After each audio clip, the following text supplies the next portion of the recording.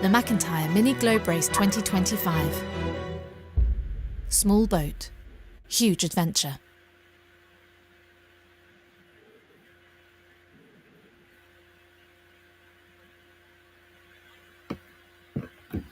G'day everybody. So you probably, there's no one there yet, but a few people will come in. We publicised this as an opportunity to talk to Dan, but Dan hasn't showed up yet. So that picture of that bloke at the very start of this might pop up anytime during the course of this tracker update. So we're going to, for now, just go ahead and do a traditional MGR tracker update. So we'll go through the whole fleet. We'll see where Dan is. G'day, John. You've probably seen that Renaud got in, okay, so he'd be happy about that. And the good news for him, he's actually on the City Marina, which is fantastic. Right there is the best place to be in Papeete. It's really quite a cool thing. So, but we'll talk about that as more boats turn up, and hopefully they can fit as well. So what happened was, just to explain this, Dan sent us a message today just saying he was expecting to get in tomorrow night. And if we had an opportunity for today, this gets a bit confusing because everyone's in a different time zone. And, right now it's 10 past midnight for us. Then let's do a live. And I said, yeah, great idea, but I thought I'd rather stay up tonight and do it rather than try to at 8 o'clock in the morning, because we had another late night last night. We've got a few things going on. So unfortunately, I was only in a position to give Dan about 5 hours notice, and it's in the middle of the night. So I gave him the notice. I sent a reply to his message, which came on Facebook, actually, on Messenger, so that's why I didn't see it straight away. A reply to his message about 5 hours ago, and now it's only 6 o'clock in the morning his time. He probably hasn't turned on his Starlink yet. He's probably thinking of turning it on, in the next few hours to say good day to Nikki or whatever. So then he'll see the message and we'll miss the link here. But this will probably take us half an hour to do all this rhubarb that we usually do. So if he sees it, he will probably just pop up. I'll see him in the bottom and we can call him up. So, assuming he isn't available for this update, then I'll send him a message and we'll try it again at 8 o'clock in the morning, which I'm sure he will attend, because he will have been up, checked on Starlink to see what it is. 8 o'clock in the morning will be about 2 o'clock in the afternoon his time. And by my check at the moment, he's still 8 hours. It's still probably 10 hours away from getting in. So it'll be like Renaud. We'll probably get him a few hours before he gets in, and have a chat, find out about his big storms and squalls and all that sort of stuff. See what he went through, how his emotions are, and meeting his family, his parents rather. They're going to be there, so he should be on top of the world. So hopefully we'll get to have a chat, as I say, if he's not here, in about 8 hours. Okay, so we'll look forward to that. Okay, and I'll tell you Gary's story in a minute. Gary's got the best story in the world. But anyway, I'll wait until a few more people get here and we go through the questions and so on. So sorry if you're coming to see this directly to see Dan. He may not be here, but he may pop up at any minute. So we'll just carry on regardless. So I'm going to go straight to the tracker now, and we'll look at what's happening. So you're on the tracker, and I'm going to get there right now. So I'm on the tracker too. It's kind of fun to see the fleet sailing again. See the fleet racing, which is good. The only one left in there is Gary, and as I said, we'll get to that in a minute. But we first of all, we're going to shrink this and go right the way back to see John and Popeye down the back here, the long lost wanderers. Here we go. That's not a good sign. That's suggesting the internet is really slow. Jane's monitoring this, and she'll let me know if it goes fuzzy. I'm on the phone internet, the 5G, and it's showing 4G with one band. How good is that? So anyway, there's Popeye back here, fairway back. Popeye and John side by side. I'll put the wind on so you can see that. This might take a while to pop up as well by the look. Oh boy. Yep. So we might have fuzzy images and all the rest of it. Yeah, never a dull moment. I haven't got anything extraneous turned on here, so I don't know what's going on there. Just very slow once again. Anyway, as you may remember, there was this little bit of a puff coming up there, and Popeye's doing 4.2 knots, 97-mile day. And I might just be able to squeak John there. Nope, I need to get it up a bit to get to John, but he'll be doing something similar. There he is, bow of the boat there. So John's doing 4.2, 100-mile day. So side by side, right on top of each other, taking it easy, wind on the port quarter, and probably 15 knots to 20 knots, and they're going into the realms of 25, maybe up to 28 knots, maybe even 30. So they're making pretty good, they're doing okay, 100-mile days. They're cruising, basically. I wouldn't say they're pushing the boat. They've got a long way to go still. And in fact, we haven't checked that out for a while, so let's just have a look. So they're still heading for the Marquises, and they've got 1,500 miles to go. So it's funny. That's pretty close, not that far away. That's only 3 Sydney Hobarts. They'll be there in no time. So that's pretty good. And if we get rid of that and just look at the weather for the next couple of days for them, I just squeak it back a day. This might not roll over immediately. I'm waiting for it to roll over. There it is. Okay, so the stronger winds are going to prevail. That's definitely 25 knots, maybe 30 knots. The sea's probably 2.5 meters for that one. I'll just go to the second day, then we'll check the sea state. There's a little bit more. Sea state, second day. Come on. There it is. Yeah, plenty of breeze. More patches of yellow there. The sea's probably going to push up to about 3 meters, maybe. Let's see. It might be a bit pink. Yep. Oh, there we go. Okay, so they've got a bit of breeze now. And, okay, so the colour of this sea here, that's definitely 3.5 meters. White caps everywhere. It's windy. Yeah, they're having a bit of fun rolling along. So this is like typical trade winds again. Probably very little mainsail, maybe head sail boomed out, and maybe a bit of the A7 or something to push them along. But that's boisterous trade winds again. So all is good for them. Let's see what the temperature is, just for fun. Should be getting a bit cooler. Come on. Temperature's not rolling over. Come on. There it is. Getting a bit cooler. You got a bit of a gradient there, so that's cool. All right. So, oops, I lost that. Come back to the wind, and we'll leave them there for that one. I'll put the snail trails up, so I'm not worried about the currents. They're moving quite well. And then here we go for the rest of the fleet. As I say, Gary's still in port. Now, here's Gary's story. It's unbelievable. He's got another secret Facebook page that we weren't aware of. And since he left Panama, he's made 27 fantastic video clips, right, which we knew nothing about. The manager didn't tell us to say, why haven't you been sharing it? Huh? Oh, okay, Jane's saying, we probably should have known it, but we missed it, and so on. So anyway, the bottom line is that we haven't been sharing his stuff because I certainly didn't know about it. We've been saying, I wonder what Gary's up to, And anyway, so now there's 27 videos there. I haven't checked any of them yet. I only just saw this like half an hour ago.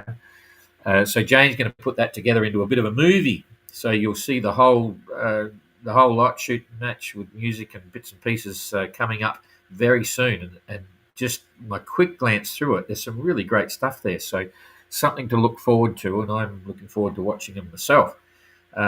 So having said that, I'm not sure whether he's still planning to pull out and paint the bottom in where he is now. That will come out later, but I know he's keen to, and I'm keen to see what the outcome with the barnacles were. So hopefully we get some pictures and bits and pieces and a verbal update as well, a word update of how he's doing and how long it's going to take him. He should, if he's, I know nothing about the spot there, but if they do haul out on a trailer, it shouldn't take long if he can get some anti-fouling and all that stuff. So anyway, we'll look forward to getting that update and stand by for the videos. They look fantastic.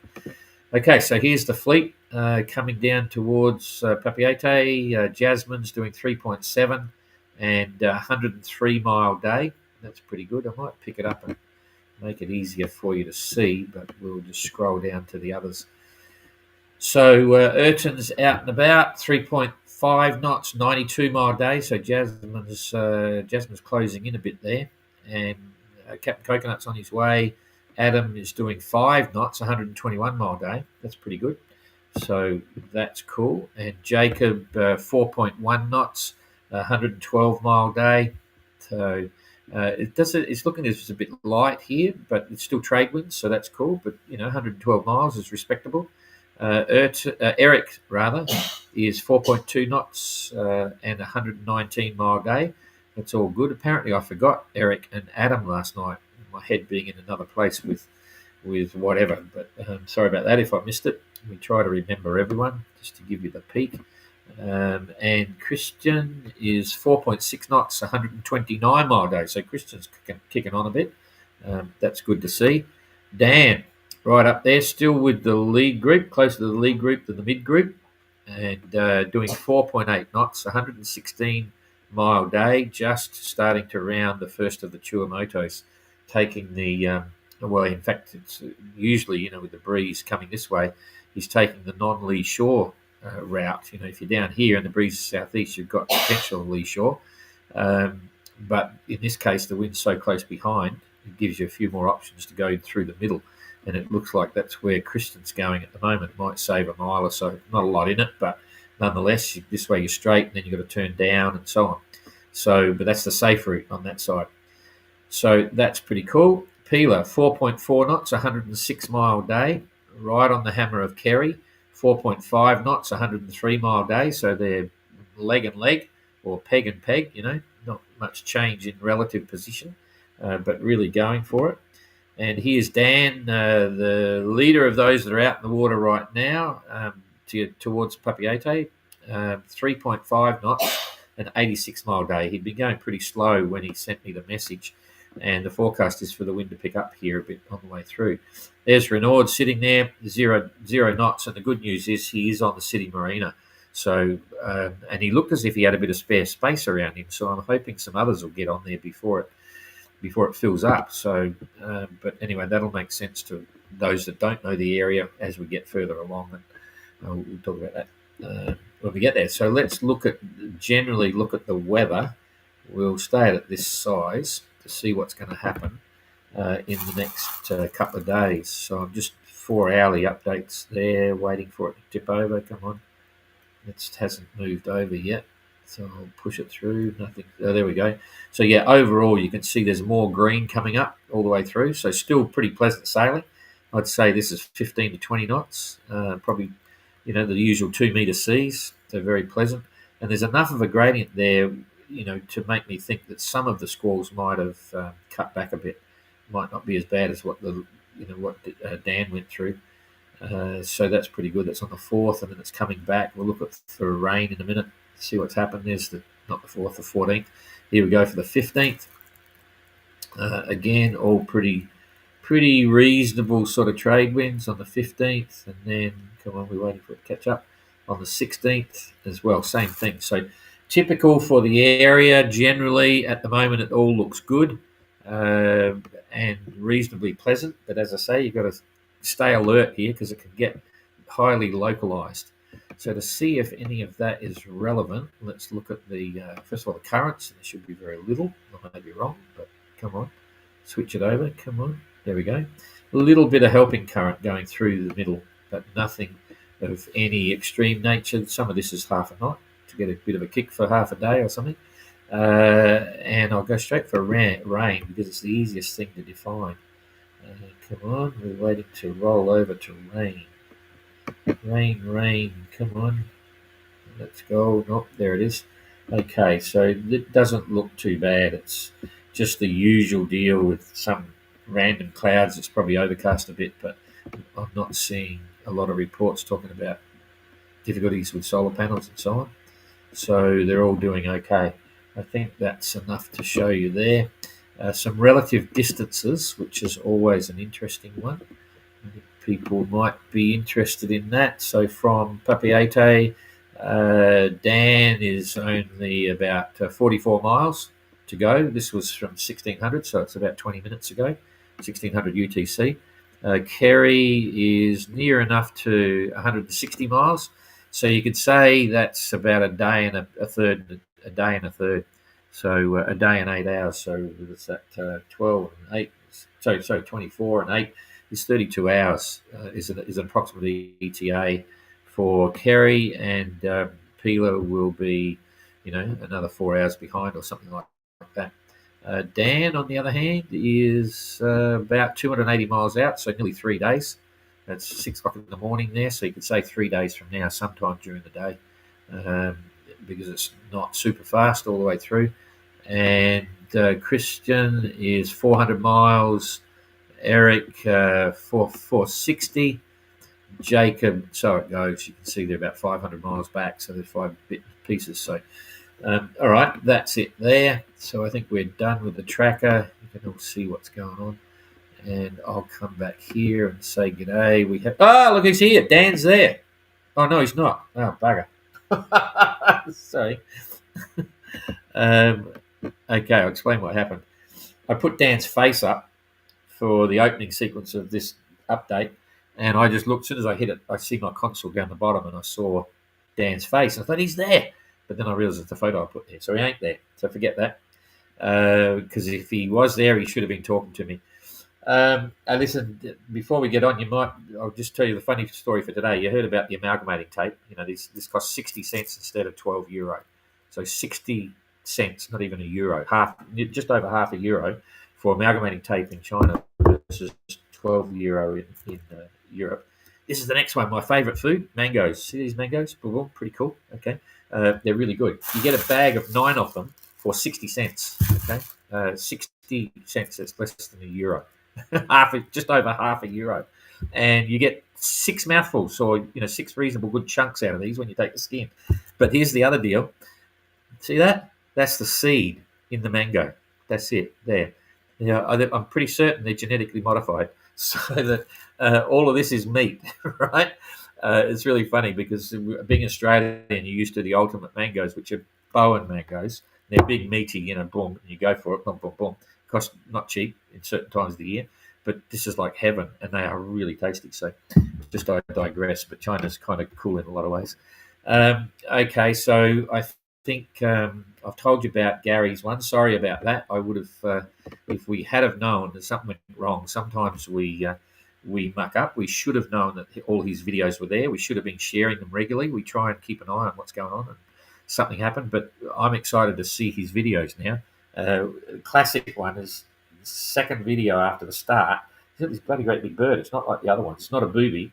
He's got a bunch of them flying around. One's sitting on his back, won't get off. It's just sitting there. He's trying to say, where is it? Sitting on myself. So there's some good stuff there. So well done, Gary. I look forward to having a look at that. And sorry we didn't get them up before.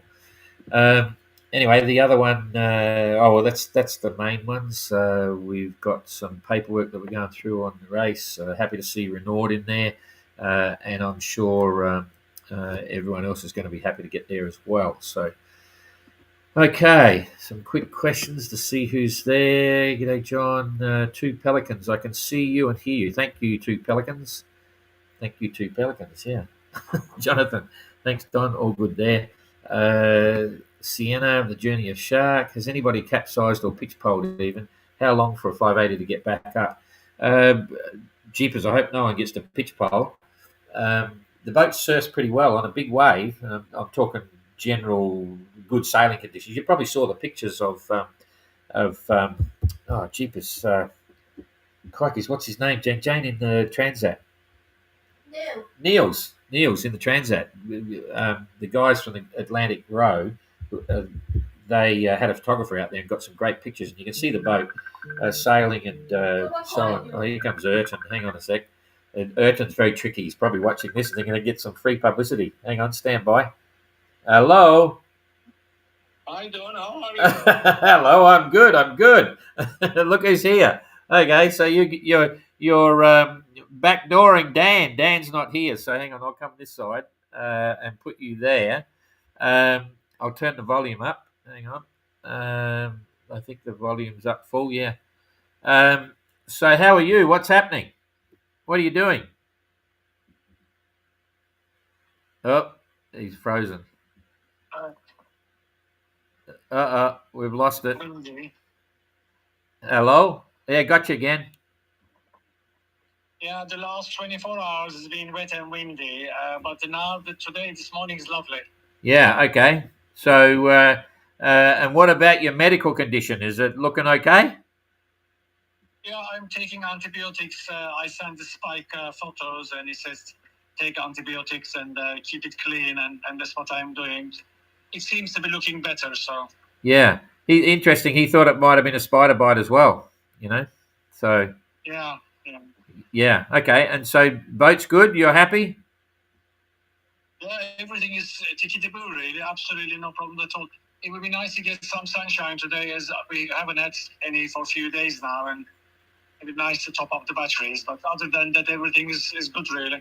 Yeah, you ruined our reputation. We were saying that Captain Coconut can't keep up, but he's roared away from you now.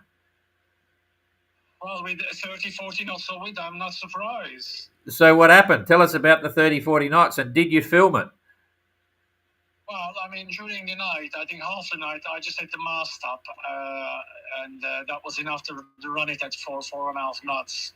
And then I had a quarter jib for at least 12 hours or so.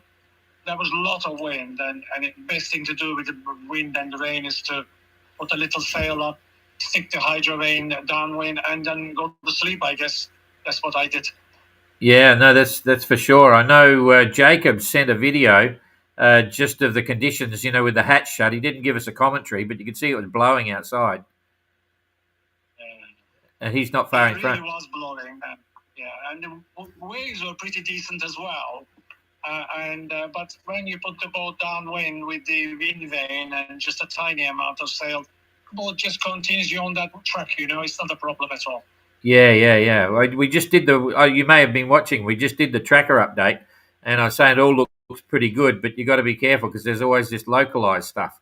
So yeah, interesting. So how long did it last? Like the peak of it, about 12 hours or something?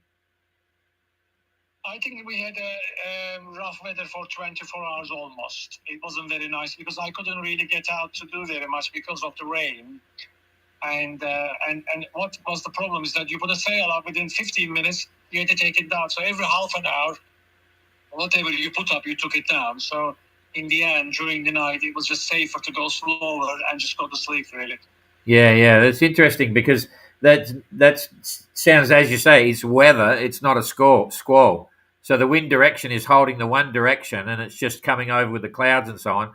So that's systems that don't show on the even windy. It's just local stuff that they can't put in the computer model. Oh, no. I mean, sometimes you're doing downwind. It comes from the left, right, on the nose. It's really very interesting. It certainly isn't what it says on the windy or predict wind.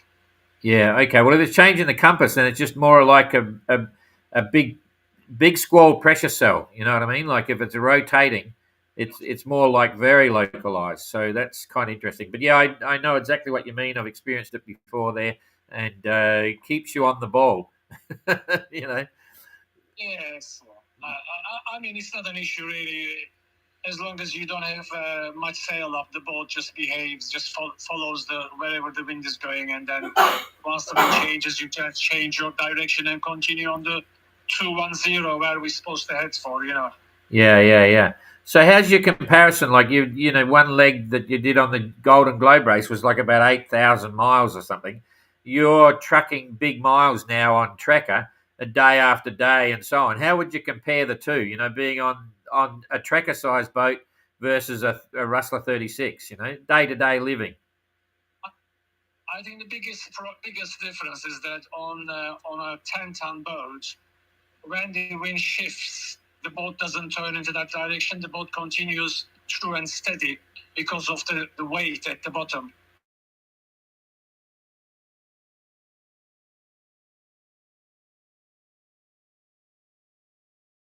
Sail to keep up the speed, unless obviously you want to do it manually, but the wind vane will not cope like they do on a heavy boat. So that is the biggest difference. And obviously the another difference is that you sleep very comfortably in a Rustler. It doesn't matter the weather is, Yeah. You've got the head sail reefing up the front as well as furling on your asymmetrics. how often do you go forward onto the bow? How often generally? Would you be up there once a day or every few days or not at all? Well, I try not to. I mean, today I was going downwind early hours of the morning, so I put a pole up on one of the A7, and that's the only time I went in the last 24 hours. Generally speaking, unless it's dead downwind, I don't really go up there for any other reason other than put the pole up, whether on the jib or on the one of the spinnakers. I really try not to go to the front unless I have to. I mean, today is okay because the sea is flat, but if it is wavy, I try not to go, and I try to minimize the risk really, rather than give up a little speed, but stay safe is the most important thing for me. And don't forget, this is a long way to go, and we know from Golden Globe race that 20 starts and 3 finishes. So it is very important to look after the boat. Yeah, too true. I've got my own opinion, but just the idea of having a head sail reefing system or using hanks, would you consider that to be a safety factor? Of the reefing gear over hanks? Definitely, because I can when I pull out the spinnakers out, the 5 or the 7, without even thinking about it. As soon as the boat leans to one side, I know the gusts are coming. I just go to come out, pull it in, and it's out of the way. And that is a much more safer way of sailing, because you are not endangering yourself, because it pulls in within literally 30 seconds it's in. Yeah. And then you pull out your jib and you continue on. So it is a safer way of sailing for sure. Yeah, exactly. I think it's something that. Hang on a sec. I know. Was a message from Renaud. Then he might be watching this actually. I thought it might have been from Dan. Yeah, I'm just still working on the notice of race for the 2029 edition of the MGR, and the big decision is whether we actually make head sail reefing systems for the jib compulsory or not. And I'm still leaning towards that. I'll have a word to Dan as well, because he's had it both ways, with a jib and without a reefing gear. But yeah, it's an interesting topic of discussion, because I'm convinced it's a safety factor. Anyway, that's cool. So how's your social interaction again with your the family? Because that's the biggest difference for the GGR for you to make these sorts of calls. Yes, I mean, I've just spoke to a friend in Istanbul who's just had a prostate operation, to wish him well. I've just spoken to my wife, and will call my mother next and talk to the children, because the weather is lovely today. So I will keep up with everyone and get in touch. The only time I don't use the Starling is when it's rough outside. I don't want anything to happen to Starling, because I don't really want to lose it. So, but that's good. But whatever happens, I've still got the Iridium Executive, which I keep in touch if I can't turn the Starling on, with my WhatsApp messages and photographs via the Go Exec as well. So we have got a backup. So there is always interaction with the family. Yeah. Plus you've got the 2 YB3 satellite texting, so lots of backup comms for safety. Anyway, yep, that's cool. Yeah. All right, well that's all good. So I'll keep it moving here, because we're nearly up to half an hour already. But anything else you wanted to say to everyone? No, everything is good, and I wish everybody a safe arrival in Tahiti, and hopefully I will see some of them. Yeah, well, the good news is Renaud got onto the city marina, so I hope he's still there and didn't get kicked off. But, let's hope everyone can get there. So that's cool. All right. Well, listen, thanks for calling in. Everyone was expecting Dan, but I don't know whether you're second best or in front of him, and say better talking to you than Dan, I'm sure he'll call shortly. Yeah, well, let's hope so. Well, he may or may not. He may not have got my message, but we'll try him again at 8 o'clock in the morning. So that's cool. All right. Hey, thanks, Ertan. Good to see you having fun still, and we'll keep in touch, eh? Take care. Look after and say kisses to Jane. Yeah, we'll do. Okay. Thanks for that. See you later. Bye. Yeah, bye-bye. Okay, I'll see what the message was from Renaud there in a minute. I'm just checking this. Oh, it was a WhatsApp. Hang on a sec. Stand by, everybody, just in case Renaud had something hot off the press. Nothing from Dan. Renaud. Hi, Don. I'm in Papiete arrival time when I crossed the bearing photo sent by boat manager and when I've been on the pontoon. Thanks. Okay, so yeah, Renaud's pretty happy. We're still tidying up a lot of the stuff. Everyone's still getting into the routine. I mean, technically, even though everyone sailed a long way, um, and there's a lot going on, in some ways we've still only just started the journey. So the whole issue of the photographs of arrival and departure, and the managers sending the departure forms and all this sort of stuff, technical stuff, is still catching up. But Jane's just compiling the list now, and when they get on this one, we will remind everyone to keep up with it and go from there. But generally, everything is going pretty well in the concept. This is an interesting point. There's never been a race like this, as you know, before. We got pit stops, and we're not flying into every port, so there's no one there, and there's a bit of honour involved with the way it works, but it's going really well. So overall, the concept we're very happy with. So that's kind of cool. Okay, back to the questions here, and I've got to go back to make sure I had something about the pitch poles. So no one's pitch poled that I know of at all. I think capsize is different. There's a knockdown with the mast. Technically, to me, to get a knockdown, the mast has got to be at least level with the water or below the water, right? But to be capsized, that's probably a similar term for some people. If it's capsized, how long does it take to get back? Depends what's happening. But two things happen with a yacht. Every yacht with a keel is, as soon as you start to get laid over, the boat, the rudder becomes inefficient, and if the design is correct, it'll start to swing around and round up into the wind.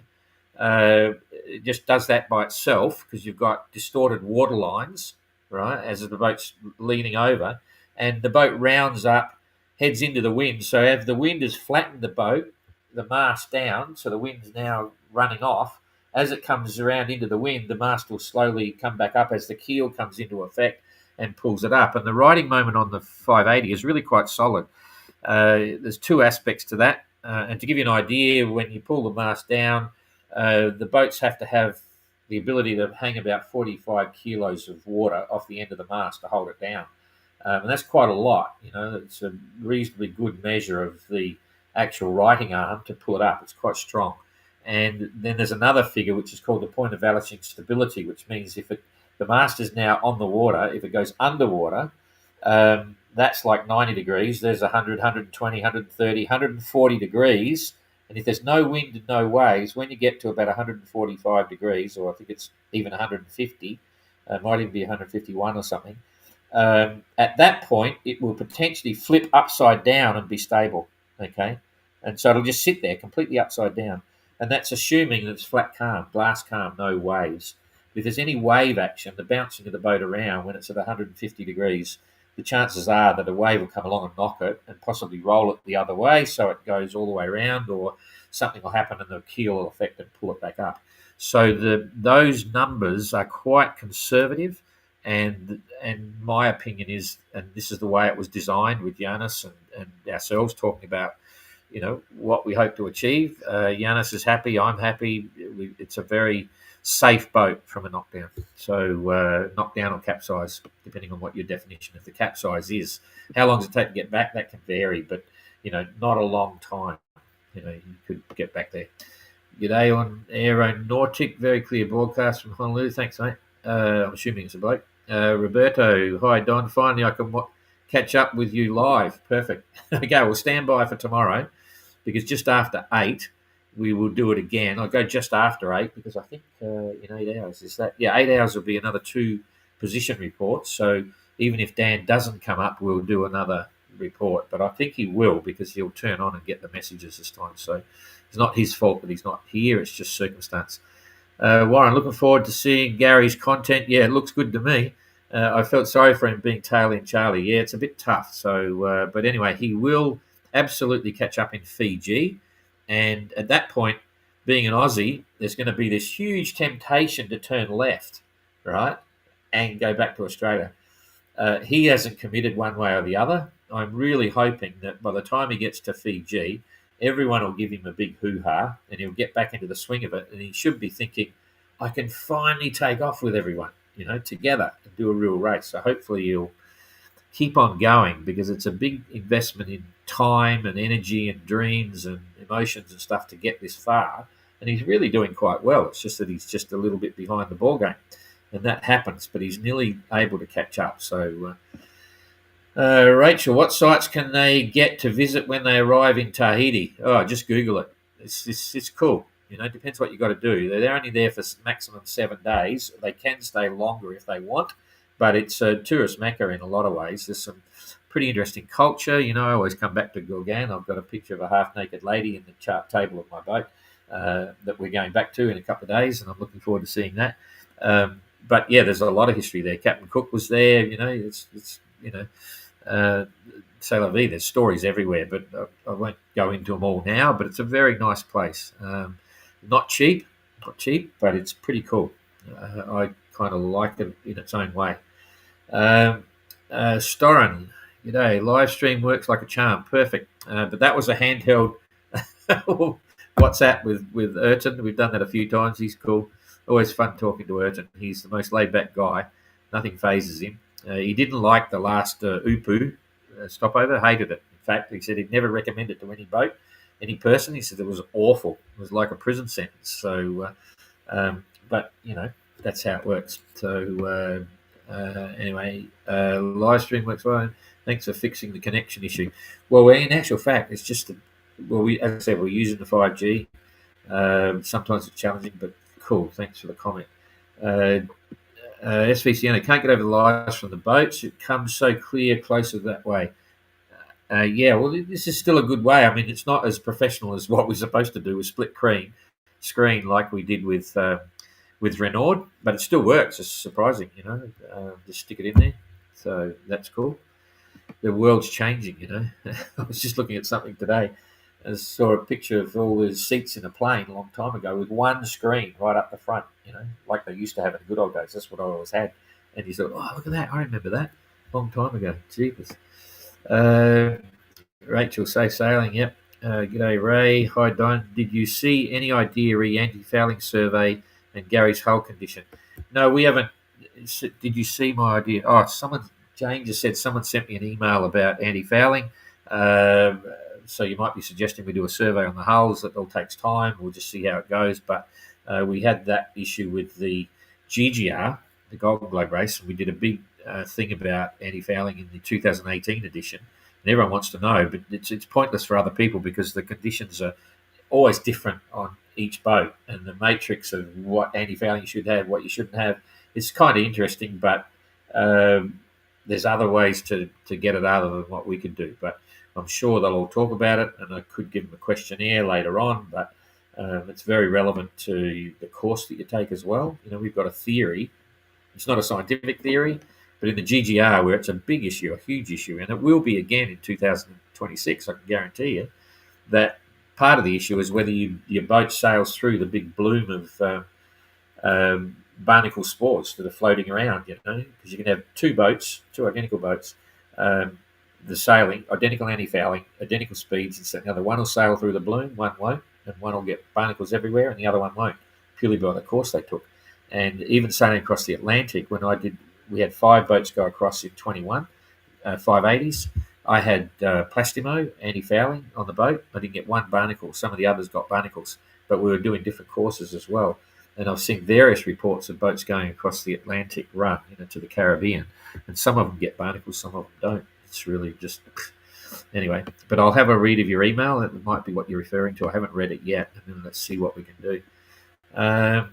Ray Ross, happy days, always cool. Yep, great, no problem. All right, well that's it. Thanks for listening in again, and as I say, we'll be back again shortly after 8:00 tomorrow morning. Well, that's 8. It's now coming up to 1:00 in the morning here, so we said 8 hours from 1600 UTC, so that'll be 2400. Is that right? Yeah, my arithmetic days. 2400 UTC. So stand by for that, and we'll see if we can get something up with Dan. We'll send him a message now. It's late at night for Johnny Jane. Yeah, hit the like. Oh yeah, too true. Yeah, I'm missing my beauty sleep. Can't you tell? Okay, I had a shave this morning. Okay, so thanks for that, everybody, and we'll like and share and tell all your friends, and we want to really kick this through. Actually, it's very interesting, A couple of things. They had the Vendée Globe prize giving at Dingo in La Sable d'Olonne on Saturday, and that was all pretty cool. And we're looking at memories on the Golden Globe and all that stuff, and we're just printing new business cards. And this started the whole sort of a thing. So you'll see us. When we print them, we'll get them. I'll show you the new business cards, and it's all these different things coming together. And it's mini globe race, ocean globe race, Golden Globe race, and we talk about all genuine adventures and this, that, and the other, and it's all human values, and we love it. The 580 fleet is quintessential McIntyre Adventures. So like all our adventures and all our sites and all that sort of stuff, because it's real. They're really genuine stories, and we're keen to get them out there and inspire other people about it. So if you're enjoying it, tell all your friends and say, hey, have you heard about this, that, and the other? It helps us a lot. So, and I'll show you the business cards maybe tomorrow. See you later. Thanks, everybody. Okay, I've got to press this one. Oh, it's dark again, so I'm not sure you'll see this. You might hear it. Come on. Oh. Making the McIntyre Mini Globe Race 2025. Small boat, huge adventure.